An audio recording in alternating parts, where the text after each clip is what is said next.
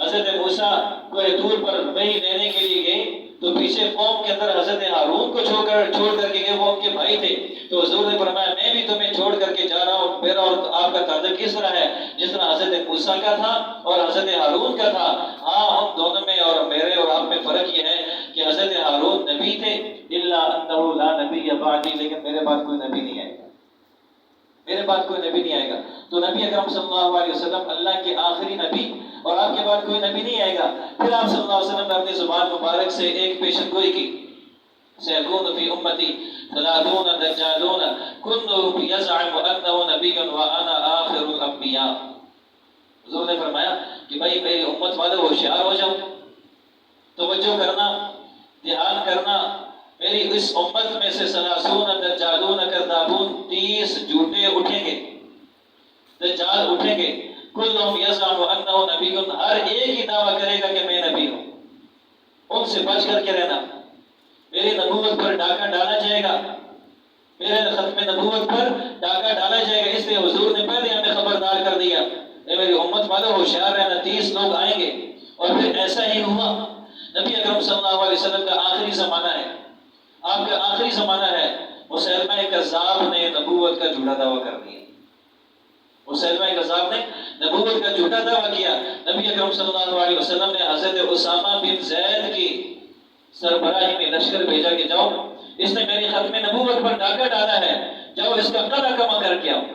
حضرت اسامہ کا لشکر گیا، اب چند ہی میل دور گیا تھا کہ نبی اکرم صلی اللہ علیہ وسلم کا انتقال ہو گیا، ان تک یہ خبر پہنچی کہ نبی اکرم صلی اللہ علیہ وسلم کا انتقال ہو گیا ہے، وہ لشکر واپس آ گیا۔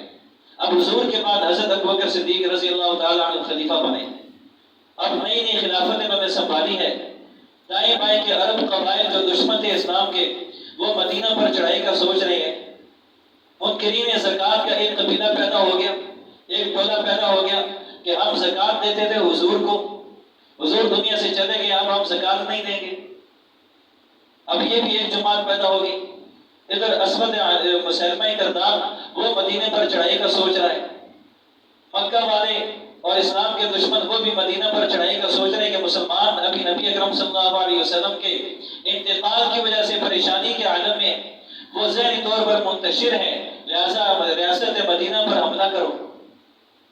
صدیق اکبر جب خلیفہ بنے، انہوں نے کہا حضور نے حضرت اسامہ کے لشکر کو بھیجا تھا مسیلمہ کذاب کے خلاف، لہذا میں بھی اس لشکر کو بھیجوں گا۔ صحابہ کرام حضرت ابوبکر صدیق کے پاس آ گئے کہ آپ کیا کر رہے ہیں؟ فی الحال آپ اس لشکر کو نہ بھیجیں، ابھی ہم اپنی ریاست کو مضبوط تو کر لیں، آپ کی خلافت مضبوط تو ہو جائے، ابھی ہمیں اپنے دائیں بائیں سے بہت سارے خطرات ہیں، ہم نے ان سے لڑنا ہے، ان کا مقابلہ کرنا ہے۔ وہ مسیلمہ کذاب تو ابھی دور ہے، ہم نے اپنی ریاست کو بچانا ہے۔ تو صدیق اکبر رضی اللہ تعالی عنہ نے ایک جملہ ارشاد فرمایا، اب خلیفہ بنے تھے، حکمران بنے تھے، اور ہر حکمران اپنی حکمرانی بچانے کے لیے ہر مشورے پر عمل کرنے کی کوشش کرتا ہے، کسی طریقے سے میرا تخت بچ جائے، میری کرسی بچ جائے۔ لیکن صدیق اکبر رضی اللہ تعالی نے جملہ ارشاد فرمایا، صدیق اکبر نے جملہ ارشاد فرمایا، اگر جنگل کے درندے میری بوٹیاں بھی نوچ لیں، میری ہڈی بوٹی ایک کر لیں، لیکن جس لشکر کو نبی اکرم صلی اللہ علیہ وسلم نے روانہ کیا تھا میں اس کو روانہ کر کے چھوڑوں گا، کیونکہ اس نے حضور کی ختم نبوت پر ڈاکہ ڈالا ہے، لہذا مجھ سے یہ نہیں ہو سکتا ہے کہ میں اس کے خلاف لشکر کو نہ بھیجوں۔ اور پھر اس لشکر کو جب بھیجا گیا تو صدیق اکبر رضی اللہ تعالیٰ عنہ نے بدری صحابہ کو اس لشکر میں بھیجا۔ عام حالات میں صدیق اکبر رضی اللہ تعالیٰ عنہ بدری صحابہ کو نہیں بھیجتے تھے جنگ کے لیے، کہ نہیں ان کے لیے اللہ رب العزت نے اعلان کر دیا یا اہل بدر قد غفرت لکم ووجبت لکم الجنہ، اے بدر والو اللہ رب العزت نے تمہیں معاف کر دیا، تمہارے لیے جنت واجب ہوگی، تمہارے لیے جنت واجب ہوگی۔ صدیق اکبر رضی اللہ تعالیٰ بدری صحابہ کو بھیجا اور ایک لشکر بھیجا، پھر اس لشکر کے آگے ٹکڑے ہوئے، یہ لشکر تقسیم ہوا۔ حضرت اکرمہ بن ابی جہل یہ ایک اپنا لشکر لے کر کے مسیلمہ کذاب کے خلاف بھی گئے، ان کے ذہن میں یہ بات تھی کہ میں مسیلمہ کذاب نے نبوت کا دعویٰ کیا ہے، میں اس کو قتل کروں گا، اللہ رب العزت کے ہاں میں انعام پاؤں گا۔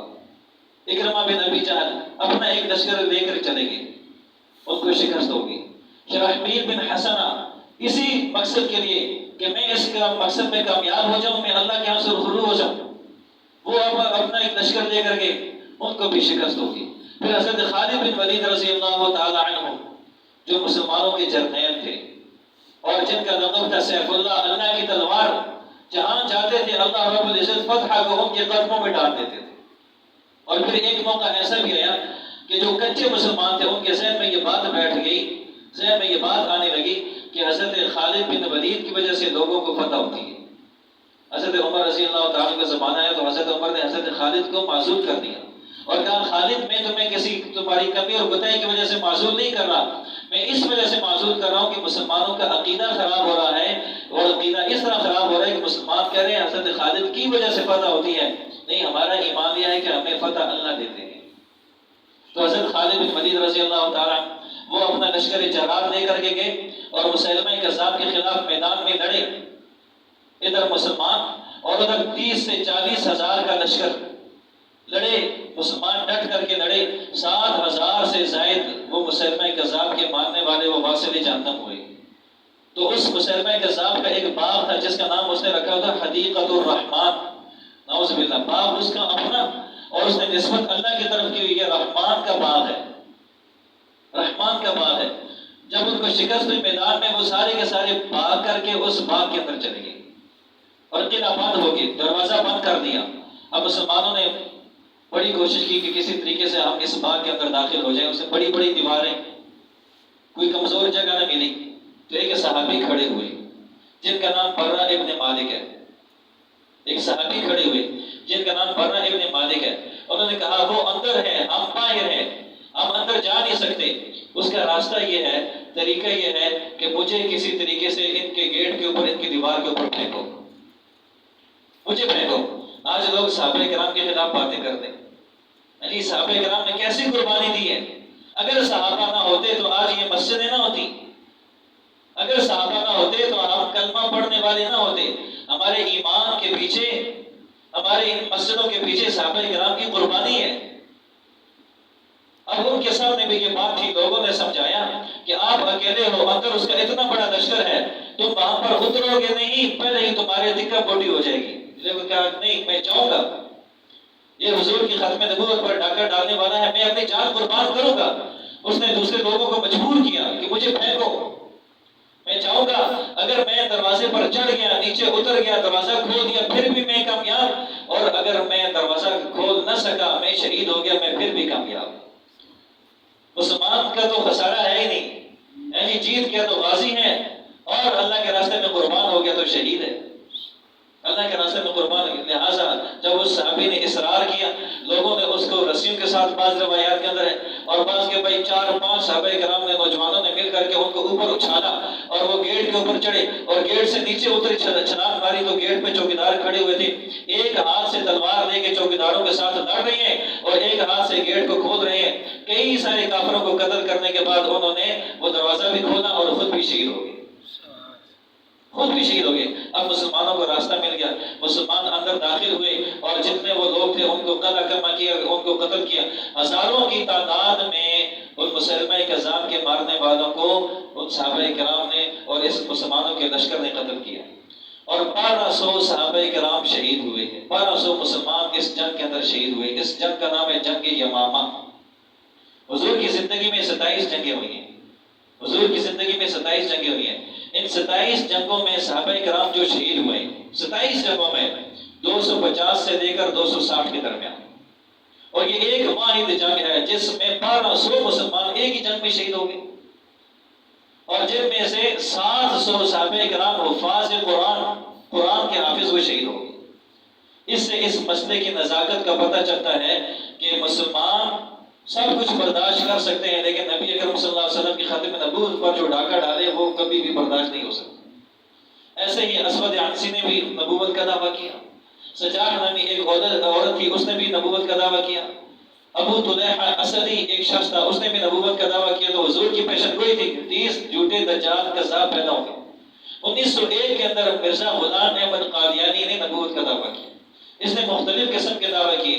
پہلے اس نے دعویٰ کیا کہ میں محدث ہوں، محدث کبیر ہوں، پھر کہنے لگا میں مجدد ہوں، دین کی تجدید کرنے والا ہوں۔ کبھی کہتا ہے کہ میں عیسیٰ ابن مریم ہوں، مسیح موعود، جس چیز حضرت عیسیٰ نے قیامت کے قریب آنا ہے، میں وہی ہوں۔ پہلے جو عیسیٰ ہیں نعوذ باللہ وہ فوت ہو چکے ہیں، میں عیسیٰ موعود ہوں۔ کبھی کہتا ہے کہ میں کرسچن جی ہوں، جو ہندوؤں کا اور سکھوں کا پڑھا ہے، کبھی اس کا نام ہے، مختلف قسم کے دعوے۔ کبھی یہ کہتا ہے کہ میں ذلی نبی ہوں،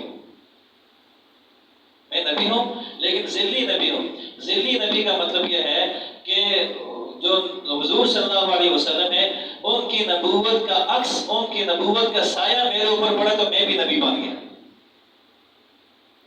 ان کی نبوت کا عکس میرے اوپر پڑا، میں نے ان کی اتنی اتباع کی کہ ان کی نبوت کا عکس میرے اوپر پڑا تو میں بھی نبی بن گیا۔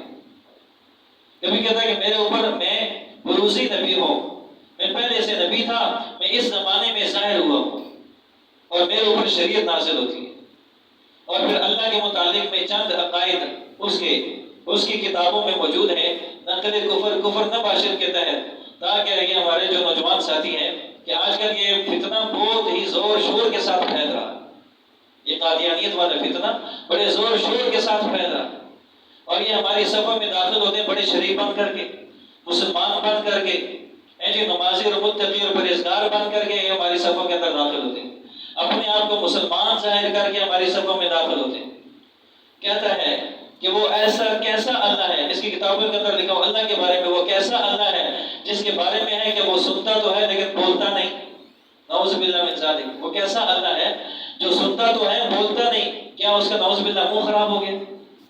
حضور کے بارے میں مرزا غلام احمد قادیانی نے یہ لکھا اپنی کتابوں کے اندر کہ حضور کے زمانے میں دین اسلام پہلی رات کے چاند کی طرح تھا، پہلی کے چاند کی طرح تھا، اور میرے زمانے میں اسلام چوتھویں کے چاند کی طرح۔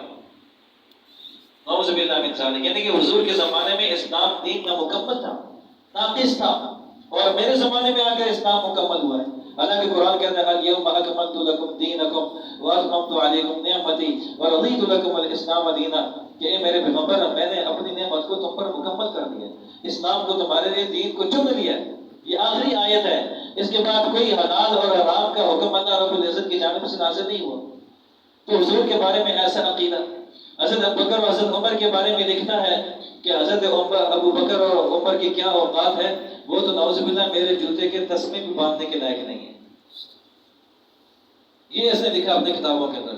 اور حضرت علی کے متعلق لکھتا ہے کہ تم حضرت علی کی خلافت کو ڈھونڈتے ہو، وہ پرانا علی ہے جو مر چکا ہے، نعوذ باللہ، میں علی ہوں، میری خلافت کو تسلیم کرو۔ اس قسم کے عقائد اس آدمی کے، اصل میں انگریز نے اس کو پیدا کیا اور انگریز نے اس کو بنایا، اور مقصود کیا تھا کہ اس وقت مسلمان انگریز کے خلاف جہاد کر رہے تھے، ان کو ایک ایسا بندہ چاہیے تھا کہ جو کہ جہاد کی حرمت کا فتویٰ دے۔ شاہ اسماعیل شہید، سید احمد شہید، انہوں نے تو انگریز کے خلاف جہاد کا فتویٰ دیا کہ انگریز کے خلاف جہاد کرنا واجب ہے۔ یہ اٹھا اور اس نے کہا آج کے زمانے میں جو جہاد کرے گا اس کا اسلام کے ساتھ کوئی تعلق نہیں، جو انگریز کے خلاف جہاد کرے گا اس کا اسلام کے ساتھ کوئی تعلق نہیں۔ ایسے ہی وہ لکھتا ہے اپنی کتابوں کے اندر، جو میرے اوپر ایمان لانے والے ہیں وہی کامیاب ہیں، جو میرے اوپر ایمان نہیں لاتے ہیں وہ اپنے والد کی اولاد نہیں ہے، نعوذ باللہ من ذالک۔ یہ ان لوگوں کا عقیدہ ہے۔ اب جب سے اس نے نبوت کا دعویٰ کیا تو مسلمان پھر علماء انہوں نے اس کا تعاقب کیا اور ہر جگہ پر اس کا مقابلہ کیا۔ پھر جب پاکستان بنا تو پاکستان کا پہلے وزیر خارجہ سر ظفر اللہ خان وہ قادیانی تھا۔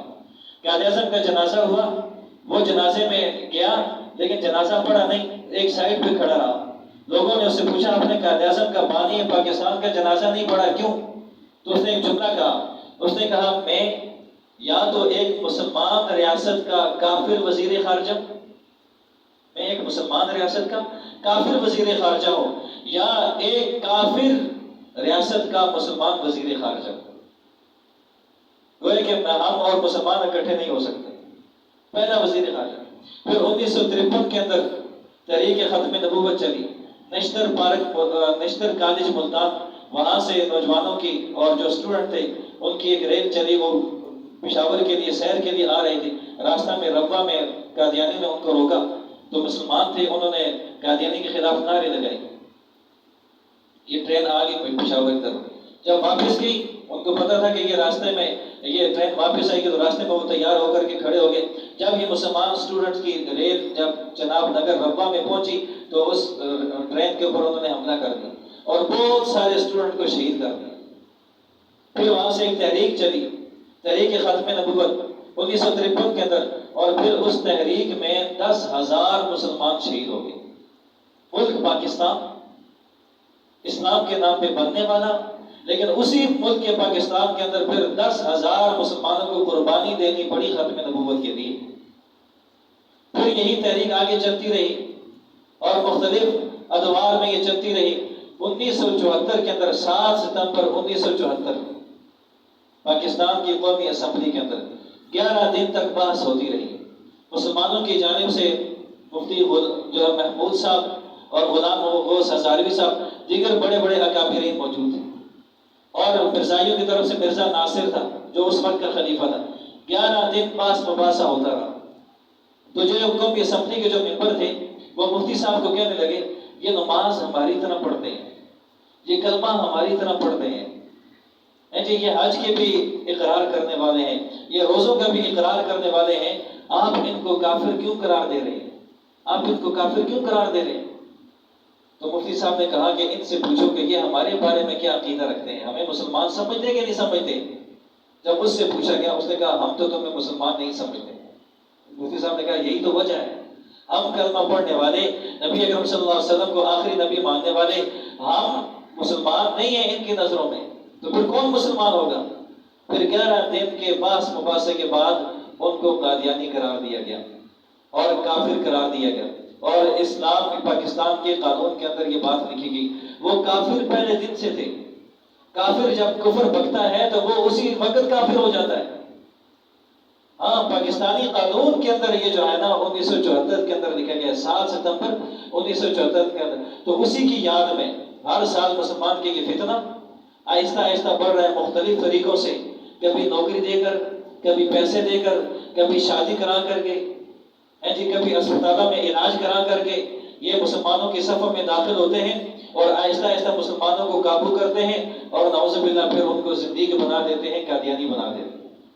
اس فتنے کا ہم نے تعاقب کرنا ہے، جی اس فتنے کا ہم نے تعاقب کرنا ہے۔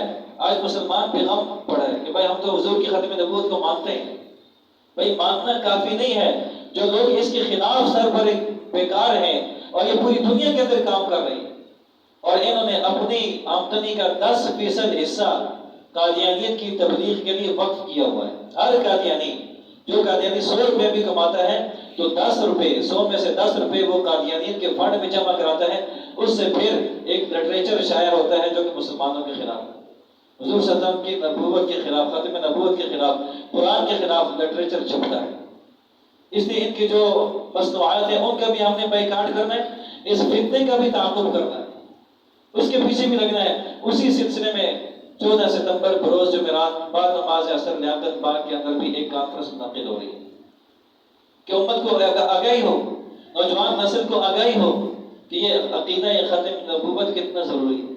اور ایک عالم فرماتے ہیں کہ بھائی یہ کتنے خطرناک ہیں، یہ قادیانی کتنے خطرناک ہیں، یہودی اتنے خطرناک نہیں، یہودی اپنے آپ کو یہودی کہتے ہیں، مسلمان نہیں کہتے، عیسائی اپنے آپ کو عیسائی کہتے ہیں، مسلمان نہیں کہتے، سکھ اپنے آپ کو سکھ کہتے ہیں، مسلمان نہیں کہتے۔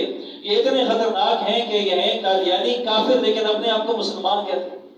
اس لیے وہ بڑا پیارا جملہ ارشاد فرماتے ہیں، وہ کہتے ہیں کہ سانپ زہریلا ہونے کے باوجود اس کے ساتھ ہم دوستی لگا سکتے ہیں، شیر درندہ ہونے کے باوجود ہم اس کے ساتھ دوستی لگا سکتے ہیں، چیتا خون خوار ہونے کے باوجود ہم اس کے ساتھ دوستی لگا سکتے ہیں، بھیڑیے کے ساتھ دوستی ممکن ہے لیکن قادیانی کے ساتھ دوستی ممکن نہیں، کیونکہ وہ نبی اکرم صلی اللہ علیہ وسلم کی ختم نبوت پہ ڈاکہ ڈالنے والا۔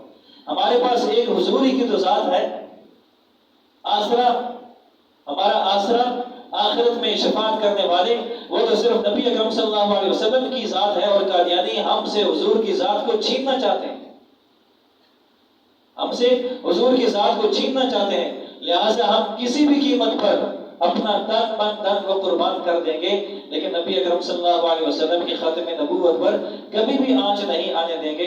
اللہ رب العزت ہم سب کو اس عقیدہ کو سمجھنے کی، اس پر عمل کرنے کی اور ختم نبوت کے تحفظ کرنے کے ہم سب کو اللہ رب العزت توفیق عطا فرمائے۔